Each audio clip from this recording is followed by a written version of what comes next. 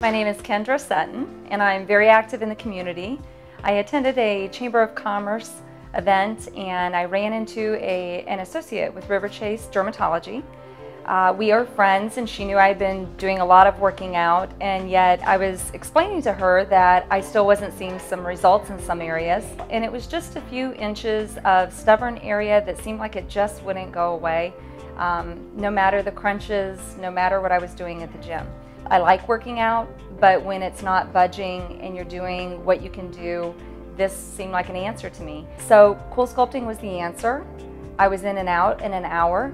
Matter of fact, I fell asleep. I took a nap after I checked a few emails, and I found that to be fitting for me, and I think for any busy woman in the community. You can go in at lunchtime, you can get out. I absolutely loved the CoolSculpting. I love the results that I definitely see every day now.